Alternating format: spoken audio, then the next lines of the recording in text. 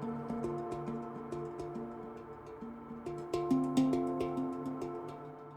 couple weeks ago I posted a video where we use this rig to do slit scan, but completely manually. And then I just really couldn't help myself. So I decided to automate it. And what I did was I used Arduino to drive the whole thing, added a stepper motor to drive the camera up and down the slider, added a stepper motor with worm gear to drive the artwork back and forth behind the slit. So the way it works is when you turn it on, the artwork moves a little bit, about 1/16 of an inch, and this is nice and consistent. That's what's great about stepper motors, is they're super precise. So artwork moves a little bit, shutter opens, camera drives down the track. When it gets to the end of the track, shutter closes, then the camera drives back to its first position, and then the whole thing repeats itself, and it just loops as long as you want. It takes about an hour or an hour and a half to get through the piece of artwork that's back there, given the size and configuration.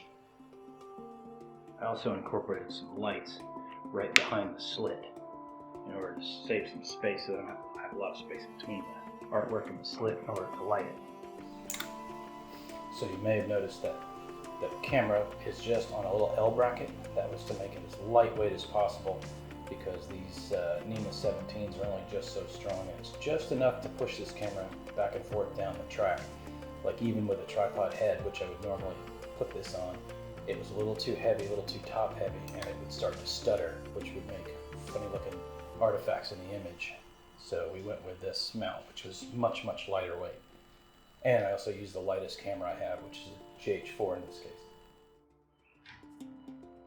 So there it is, automated slit scan rig.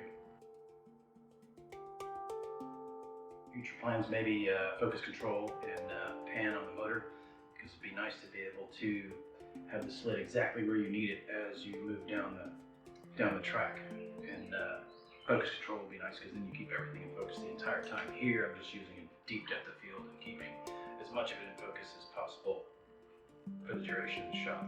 So there it is.